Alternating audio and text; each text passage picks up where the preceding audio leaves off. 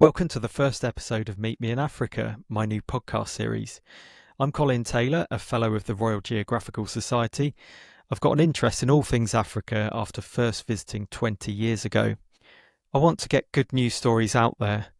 Whilst I know the harsh reality can't be overlooked, I feel there's too much focus on the negative sometimes. I want to help change that by amplifying a range of voices from across the continent. Given my interest in the environment, sport and music, expect those to crop up along the way. In the first few episodes, I'll be focusing on Uganda, where there's some exciting positive stories I want to share with you. In May, I talked with Dr. Richard Bircher, a British GP. I was really keen to get this episode out now to coincide with the opening of a new school. You'll hear how this came about and also about the rich and varied Ugandan environment he's seen. Rich is very inspirational and knowledgeable about Uganda, which you'll hear now. Well, welcome, Richard. Thank you for joining me. So you're the chair of Hugs charity. Can you just tell me, please, how you got involved in Hugs? Well, Hugs stands for Helping Uganda Schools, and I got involved as the chairman about 5 years ago now. The charity was actually started by my father-in-law, a man called Peter Mount, who had a very, very deep friendship with a Ugandan priest called Father John Chazze. And Father John Chazze and him hatched a plan 25 years ago to help raise some money to put just 9 children through primary school because they were orphans because of the HIV/AIDS crisis in Uganda. My father-in-law is a businessman, and not wanting to rest on his laurels, he decided that the best thing to do was, rather than just put 9 children through school, was to build a school in the local area. And that school was called St. Zoe's, and that's gone from strength to strength to strength. And now is a fully independent, fully funded, beautiful school, with a primary and a secondary school, looking after 350 children. Brilliant. Okay. So there was that initial project, and that's great to hear those results and positive impact it was having. So then about 5 years ago, you got involved. So was it just literally your father-in-law saying he needed some help, sort of passed it on to you, and you've taken it up from there? Well, being part of a formal charity registered with the UK Charity Commission, you've got to do things properly. It was a proper formal handover. My father-in-law knew that he was getting old, and he was finding it difficult to travel. So going to Uganda was getting difficult. And a really important part of our work is to make sure that we stay friends with the people we work with, and also visit the projects in order to make sure they're going okay. So it made sense to hand over to someone younger. Well, not a spring chicken, but I'm younger than he was. So that was an official handover 5 years ago, yes. And I can't tell you how much I've enjoyed the role. I've just come back from a sabbatical. I've spent 6 weeks in Uganda, and it's a magical country. And the impact the charity is making is unbelievable. It's changing so many lives. Brilliant. Okay, well, let's talk a bit more about that then, your recent trip. So you said you're over there for about 6 weeks. In that time. Please just let's go through what you did in that time. So it's in 3 parts, really. I spent 2 weeks working at 2 different special needs schools. So in Uganda, children with disabilities are often very ostracized. They're not kind of welcomed very much into the community. So the 2 schools we have look after in total about 200 children with disabilities. They're deaf, they're blind, cerebral palsy, may have Down syndrome. And they give an absolutely beautiful environment for those children to flourish. So I was a volunteer at both those 2 schools. So I did a bit of teaching. I work as a doctor as well, so I did some medicine as well. So that was one part of my trip. I also spent 3 weeks working in a frontline health centre in Uganda. So that was treating things like malaria, dysentery, typhoid, monkeypox, a bit of that around as well, which was put me well outside my comfort zone because I'm a GP in the UK. And the final week was being a tourist. So I went trekking in a place called the Rwenzori Mountains. The Rwenzori Mountains are as tall as Mont Blanc in Europe, and snow-capped, even though they're on the equator. And I walked not to the top, but halfway up. And it was actually a beautiful, beautiful place to visit. Wow. Quite a adventurous trip then. And the trek itself was, off-road through the forest? Through rainforest, yes. Through areas of with beautiful butterflies, then to tropical birds, then monkeys in the trees, and eventually to somewhere. It's quite strange being on the equator and then cold in the evening. So, wearing woolly hats and gloves in the evening because it's a bit chilly. But Yeah. yes, we're high enough to feel that. Wow. And what was the accommodation like on that trip? Were you Uh, let's camping or? let's say basic. Well, I mean, it was adventurous. Yes, I mean, at the bottom you stayed in something looking a bit like a garage, but Yeah. halfway up we were staying in accommodation looking a bit like a garden shed. A garden shed with a small bed and some sleeping bags. But hey, it was more Yeah. comfortable than the camping trips I've been in the UK. And well worth it for the views and the experience seeing that wildlife. Absolutely beautiful. Yes, it was hard going actually because when it was hot and the sun's beating down you, it's hot. And then you have a wonderful thing where it's raining, but it's still hot, Hmm. so you put your raincoat on, and it's wetter inside your raincoat than outside your raincoat. Yeah, Yeah. but if anybody would like an adventure, I would and likes walking, I would strongly suggest Rwenzori Mountains in Uganda. Beautiful part of the world. And how did you? I'm assuming you had a guide, and how did you set that up? Yes, you have a guide. It's basically on a website. Uganda uses the internet and mobile banking just like all the rest of the world does. So you can literally Google Rwenzori Mountain trekking and then you'll find a company. So I arranged it that way. I went with a friend who is called Diana, who's a trekker as well, and that was fantastic to have her on. And then there are porters that carry a lot of the heavy stuff. So there's food and pans and cooking equipment he's taking up as well. So they carry that. So I'm moaning about, oh, my rucksack's heavy because it's full of water, and they're carrying 25 kilograms up there on their heads. So yeah, Yeah. Wow. Yeah. Cool. And how far did you trek in total? Would you say? it was a 3-day trek, and you basically start at the level of, let's say, Snowdon, and you climb up another height, about the height of Ben Nevis, stay around there for a couple of days, and then come back down again. Okay. Yeah. So yeah, it's not all about the distance; it's about the climbing altitude as well. Yes, it's the altitude, yes. And you can't walk that fast Yeah. because in the tropical rainforest, No. it's pretty warm. Yeah, yeah. Oh, wow. So, yeah, I mean, again, there's a bit of a perception, maybe Uganda sort of dusty and dry, but I think, you've just described there that there's more variety than people would think. Uganda is an absolutely beautiful country, really takes its biodiversity very seriously. So there are huge areas within Uganda which are national parks. And of course, they have an awful lot of lakes. So the River Nile starts in a place called Jinja in the center of Hmm. Uganda. Lake Victoria in the middle of Uganda is the size of Wales 3 times over. So it's huge. Wow. It's like an ocean. So you've got this enormous, enormous biodiversity around there. So it's full of fish. It's got lots of bird life. Hmm. There's marshes. There's tropical areas. And then there's mountains in the south, big mountains where the gorillas live, tropical rainforest there. And then if you're into things like seeing elephants and lions and crocodiles, they're all in the national parks. Um, One of my favorite places to go is a place called the Bigodi Forest, where I've got a friend called Roger O'Reilly. And Roger does a walking tour around the forest. And the more diversity and more species of plants and animals I've ever seen in my life. And you're just basically walking through it all, and it's wonderful. Wow. So where is that? It's called Bigodi, the Bigodi Forest. There's a Bigodi Swamp Walk. It takes about 5 hours Okay. to walk round it, just south of a town called Fort Portal. But as regards one of my favourite places to be, it's there. Okay. And that's where you ended up, wasn't it? Fort Portal before going back to Kampala? That's right. Yes, yes, Yeah. So Fort Portal is a fairly, small city, I'm guessing? yes. I mean, I live in Stockport in South Manchester, so Fort Portal is about the same size as Stockport.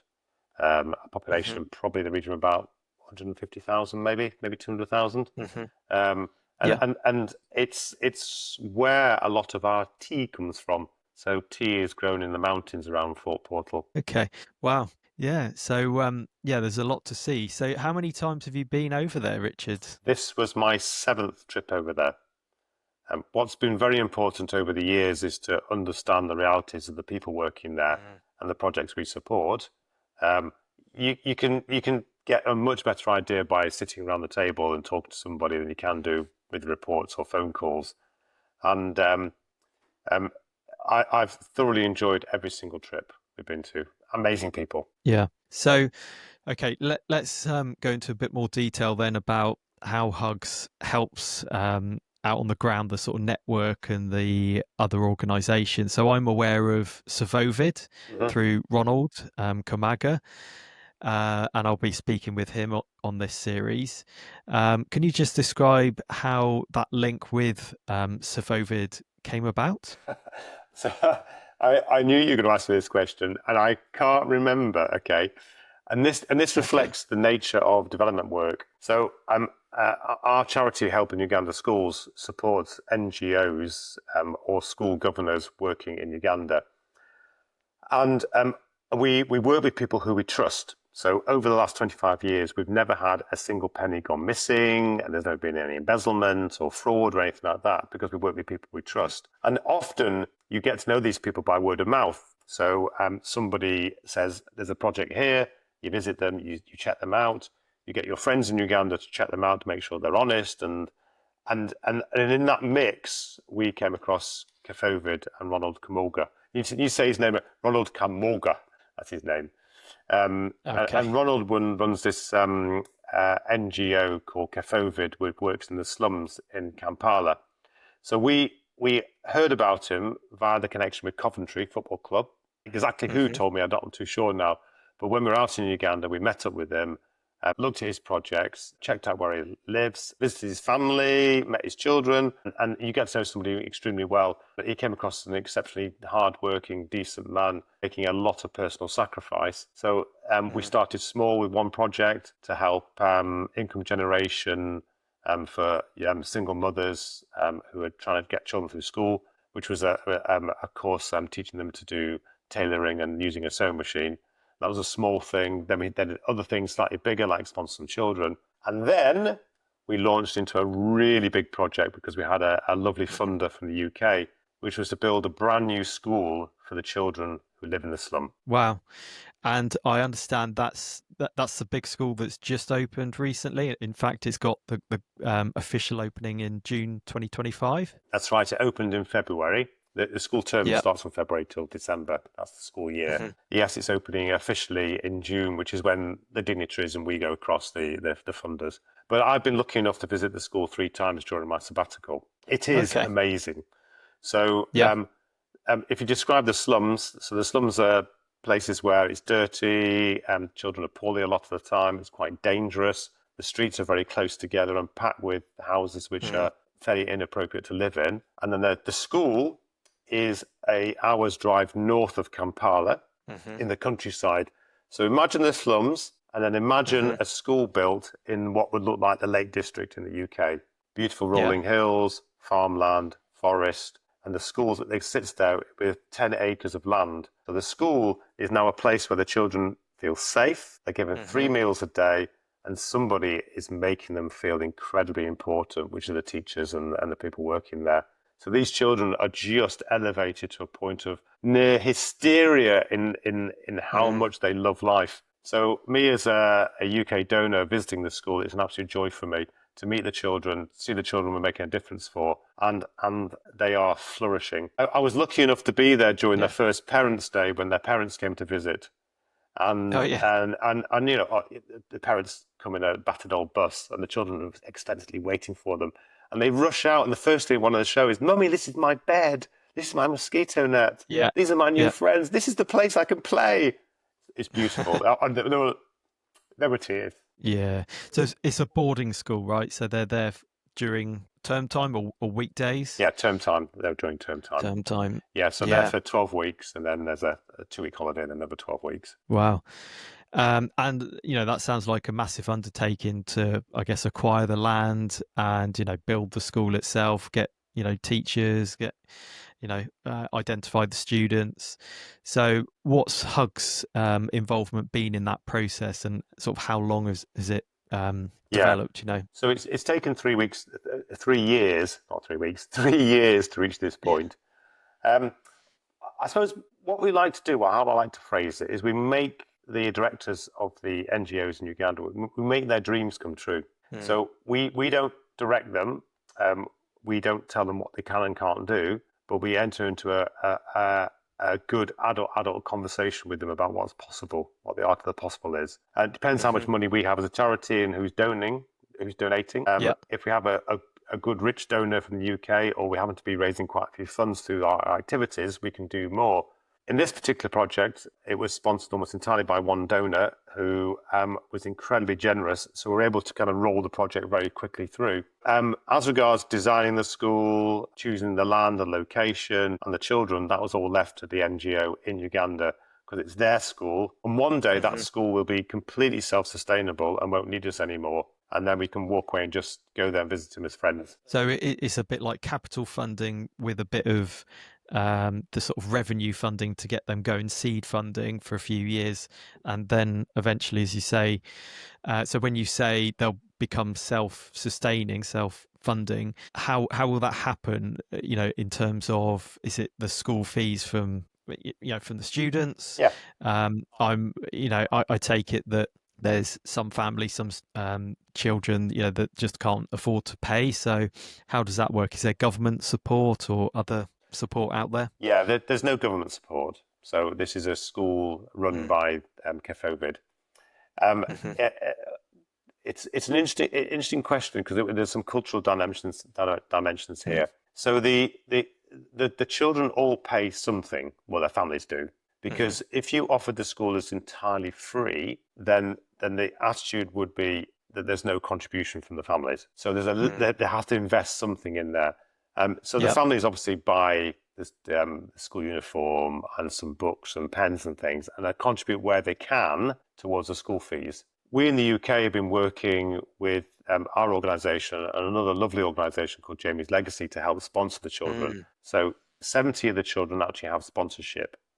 It's £200 a year. It's not much for the people in the UK, but it makes an enormous difference to the children. But that doesn't cover every single bit of the school fees. It just contributes to it. And then the school is then full of really clever, creative, industrious Ugandans who basically look at projects that generate money. So we particularly made sure the school was right next to 9 acres of fertile land. So that's going to have coffee on it.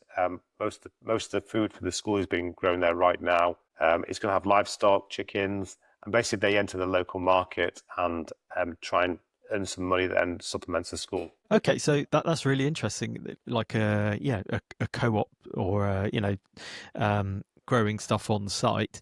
So is that kind of part of the students' activities, or are you talking about other local people helping out? Both, actually.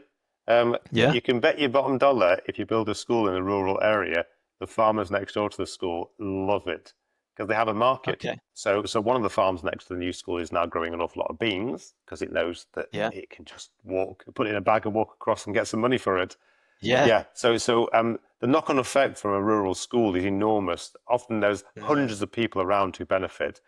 Cleaners, people who supply things, people who deliver things, taxi drivers, you name it. They all benefit enormously from a school being there. But also our schools, we encourage all our schools. We now look after 8 different schools to have some sort of industry. So some have chickens, which they sell eggs, and some are growing livestock. So we've got one school that owns pigs, another school that has its own farm and grows coffee. And the idea is that they generate their own income, and we support those projects. We try and seed fund them as well. And eventually, their bank balance goes up and up and up and up and up. And then one year they break even, and then they keep making profit, and then they can decide to do whatever they want with their money. Wow, that's amazing. So, and that's got to be quite enlightening and an educational experience for the students themselves to see that being part of a school and seeing it for themselves. That sort of entrepreneurial way of doing things. Yes.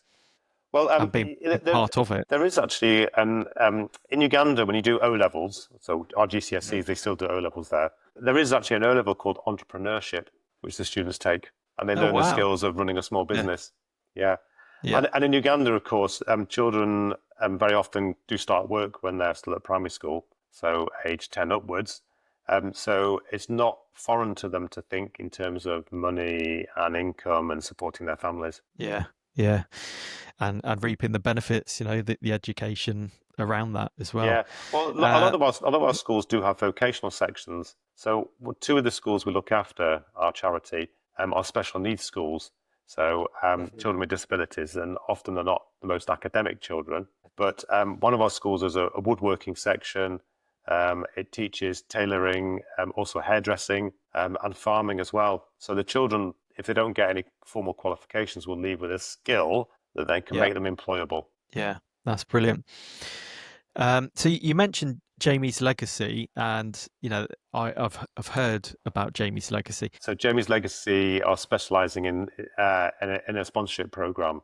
So a major part of their work is to support CEFOVID and Ronald in Uganda Mhm. by helping sponsor the children, and also help some of the families generate income to pay the school fees so the school survives. Yeah. Okay. So how about the other schools? Mm. So I think you mentioned one at the start, and then the CEFOVID school, and is that the New Hope School, or maybe another name? Yes, the new school, while we're developing it, was called the New Hope School. But when Yeah. we came to register the name, there are a lot of New Hope schools in Uganda. So Right. basically, the Department of Education said, you need to come up with a new name. So the name is SEVA, SEVA, and Yes. Okay. that's a Hindu word that means giving without any expectation of receiving anything back. It's pure Right. giving. That's what it means, which is a lovely word. Yeah. Yeah. Brilliant. Yeah, so the other schools that Hugs has been involved with over the years, I don't know if there's, did you say 7 or 8 others? So we have two special needs schools looking after Hmm. children with disabilities, and they are of amazing quality, such that if I had a child with disability, I might even think about them going to those schools. We also look after two girls' schools as well. Uh, um, in the north of Uganda, only about 1 in 10 girls make it to secondary school.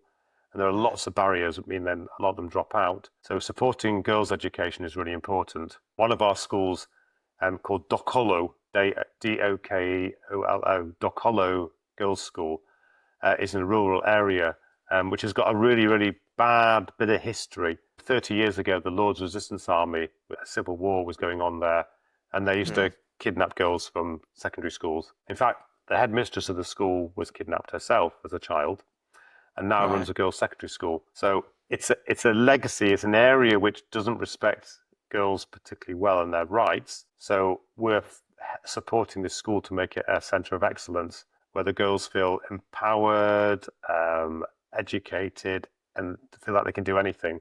And one of the beautiful things about this school is the headmistress is so much into empowerment.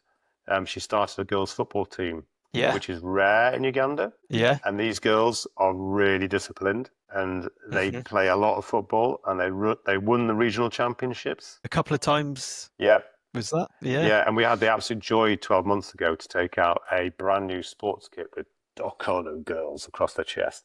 Bright orange kit with bright orange boots. They look amazing. Yeah. Oh, wow. So that those girls, they stay there until age 16? Yes, age 16. They get Yeah. their the equivalent of GCSEs. Yeah. Yeah.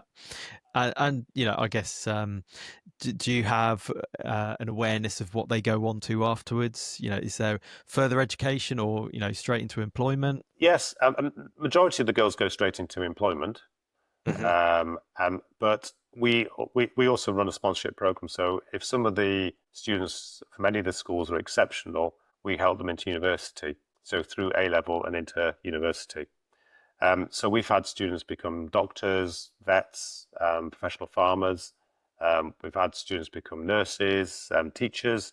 We have one student who's quite exceptional, who's now working for a company to develop new vaccines to be used in Wow. Africa. So she's a biomechanist. I don't know the word, but she's an amazing person. Wow. Yeah. Amazing story there. Because Yeah. I'd like to say one of the beautiful things about working for the charity, because it's still a small charity compared to some of the big ones, is that we're just brimming with positive stories. Because we have a Hmm. very personal relationship with the people that run the projects, we get feedback on our activities all the time, and it's a lovely way to take people's donations and people's money, and then do something and feedback to them immediately the positive change they've made. So Mm. doing a plug for the charity, if anybody out there would like to, know more about the charity and support us and know that their donations are making a positive difference to some of the poorest people in the world, just visit our website, Yeah. www.helpingugandasschools.org. Yeah, brilliant. So, I just wanted to highlight that point as well. That so Hugs is kind of like the post box in a way to get money out to organisations like CEFOVID, Ronald's Yes. charity that has the Coventry links, because I'm assuming CEFOVID isn't a registered UK charity. They can't directly collect money from people that would wish to donate, so they come through you, and you've just described you work very closely with Ronald and Mhm. CEFOVID. Yeah. So Ronald and I talk on WhatsApp. He tells me what the Yeah, challenges are. yeah, We make a list at the beginning of the year about what his wish list would be, hmm, and then we try and make that come to be a reality by fundraising within the UK. And if what he wants to happen fits with what people in the UK would like to donate towards, then we generate the money to make it happen. And sometimes yeah, there isn't a fit, and it's difficult. So, for example, sometimes it's easy to raise money for water projects, sanitation projects.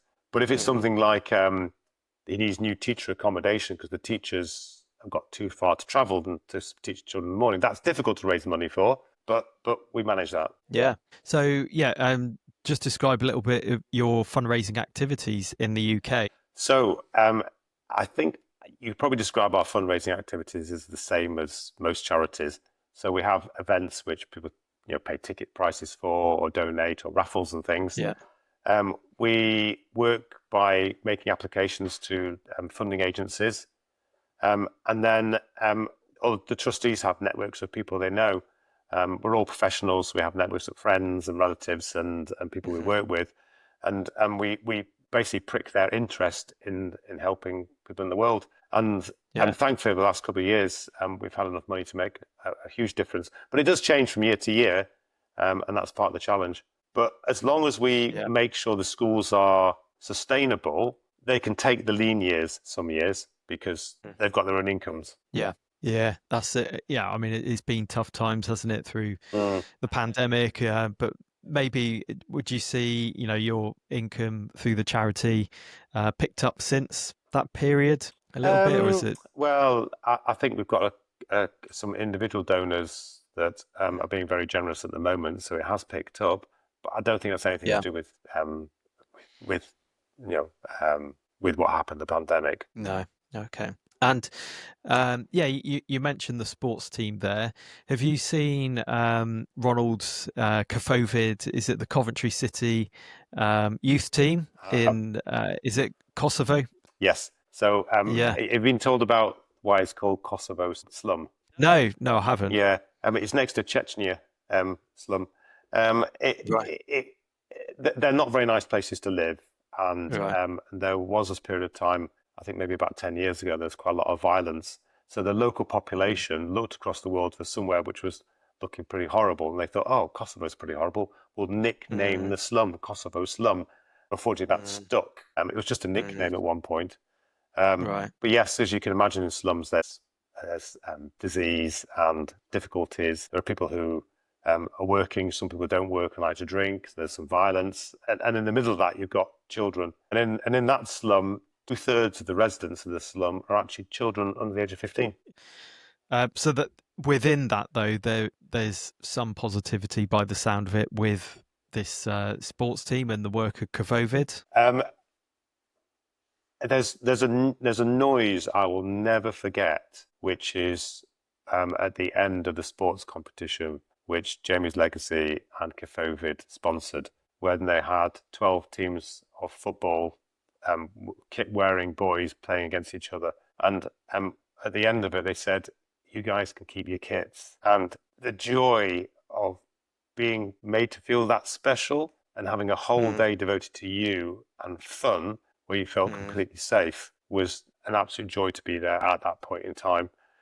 So, mm, yeah, the football and sport is a way that people can forget their reality and they have so much fun. mm.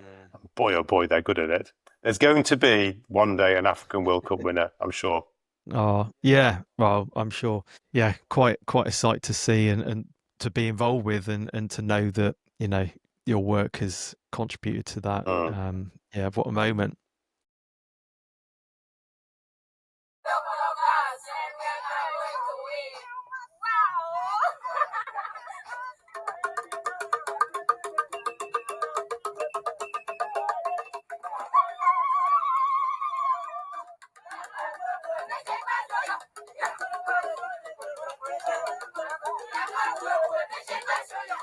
Well, I hope you enjoyed that first episode hearing from Richard.